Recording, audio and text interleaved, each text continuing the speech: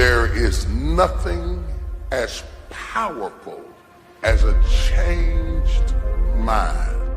You can change your hair, your clothing, your address, your residence.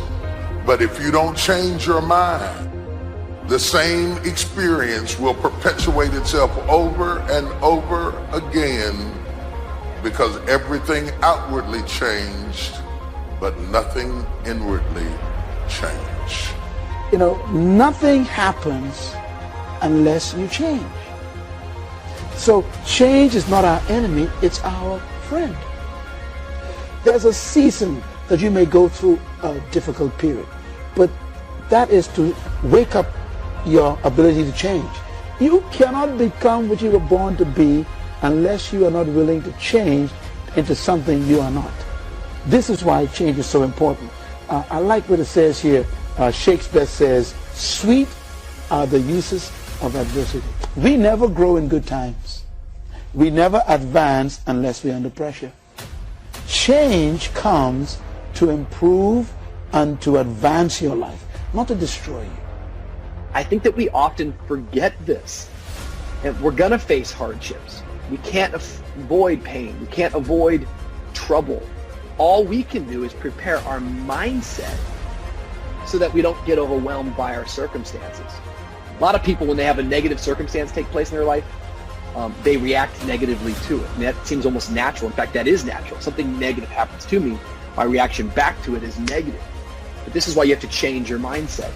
I've seen people who had the education to go up, they had the gifting to go up, they had the talent to go up, didn't have the right attitude.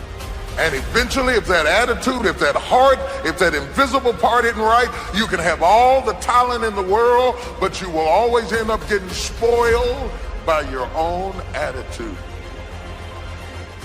Yes, you'll get the opportunity. Yes, you'll get the job. Yes, you'll get the deal, but you won't be able to keep it because your attitude will corrupt every opportunity that life offers you. Never saw it coming. Life isn't what happens to you when you're looking. What happens to you when you're looking is called a plan.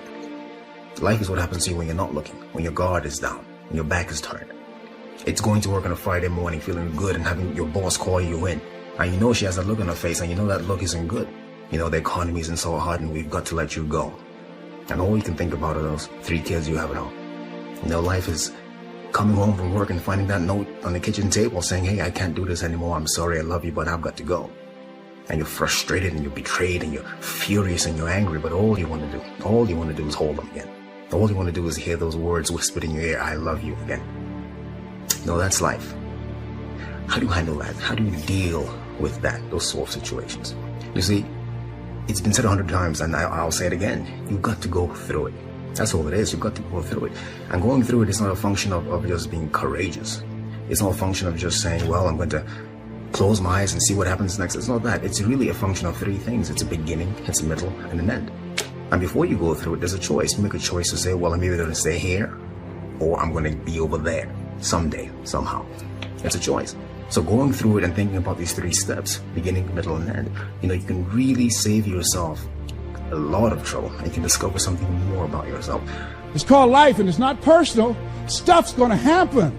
And if you make it to the 40-yard line, if you can make it to age 40, between 40 and 60, it begins to intensify. All kind of things happen. Between 40 and 60, my mother was diagnosed with breast cancer and finally died. Between 40 and 60, I was diagnosed with prostate cancer. Between 40 and 60, I went through a divorce from someone that I loved very much. Between 40 and 60, had a nationally syndicated talk show, highest rated, fastest canceled talk show in the history of television. Between 40 and 60, oh, life put a whooping on me. It ain't personal. It's called life. You know, I was homeless, man. I mean, you know, you're in a position where you're going, I got nowhere to go except up. I might as well keep hustling. I was in comedy. I just wasn't making nothing. All the money I was making, I was sending back home to my wife and kids. That didn't last long. She got tired of that real fast. But I couldn't go back to Cleveland because I wouldn't have enough money to drive back down south to perform. One time I drove to the house in Cleveland. I finally got enough money. I drove to the house in Cleveland and everybody was gone. I didn't see my kids for almost 2 years.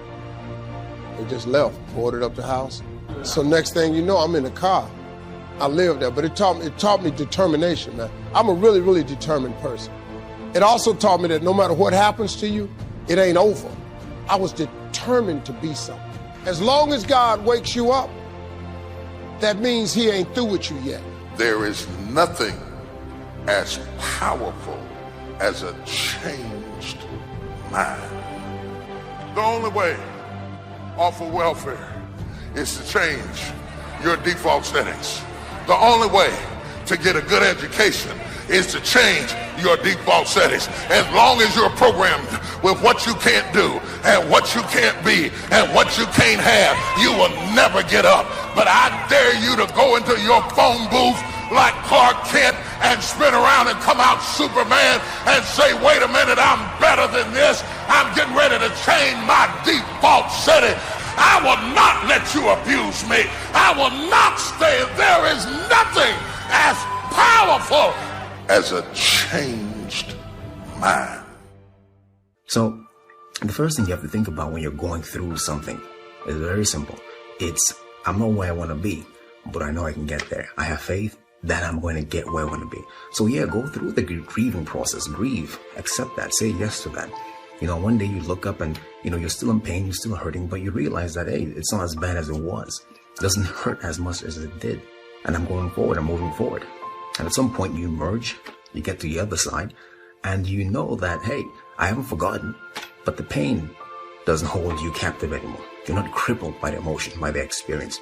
You're not living out of the past, out of your experiences of pain and defeat and betrayal. You're not living out of all that stuff. You're living in a new perspective. It's not what happens that determines the major part of your future. It's not what happens. What happens, happens to us all. The key is what you do about it. If you will start that process of change, do something different the next 90 days than you did the last 90 days, like picking up the books to read. Do something different, like the new health disciplines, relationship with your family, whatever it is, doesn't matter how small it is. If you'll start doing different things with the same circumstances, since we cannot change the circumstances, but we can change ourselves. We can change what we do. Anytime you go through something, there's a fight. It's either a spiritual fight, an emotional fight, a physical fight. There's some sort of fight. But the key to the whole thing of this fight is that the form is in the fight. That's the only thing you should take away from here today. The form is in the fight. What does that mean? It means that you don't get to become this interesting, dynamic, creative, courageous woman, amazing man, without going through something. Right? That's what the form is. The people who are formed are the people who you see them and they stand out to you. Because you know there's something about them. They figured something out about life. They're attractive to you. They're interesting to you. These people have form because they've gone through something. You know, so don't run away from the fight. Meaning, go through it. Don't be afraid to go through it. Get through it, because at the end of getting through it, I guarantee you there's at least one thing you discover about yourself.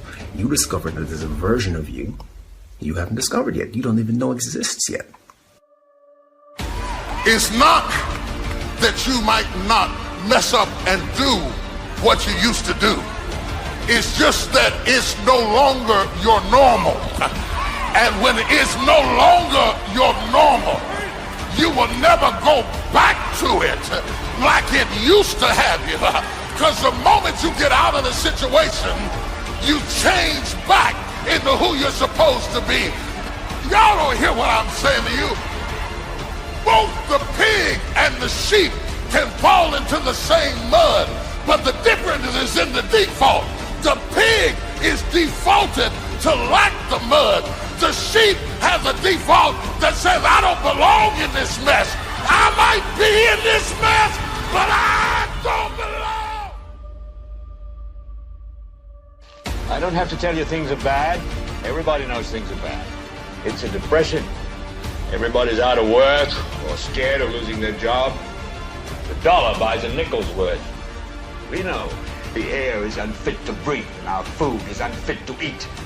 We sit watching our TVs while some local newscaster tells us that today we had 15 homicides and 63 violent crimes, as if that's the way it's supposed to be. We know things are bad, worse than bad. I don't want you to protest. I don't want you to riot. I don't want you to write to your congressman because I wouldn't know what to tell you to write. I don't know what to do about the depression and the inflations and the crime in the street. All I know is that first, you've got to say, I'm a human being. God damn it. My life has value.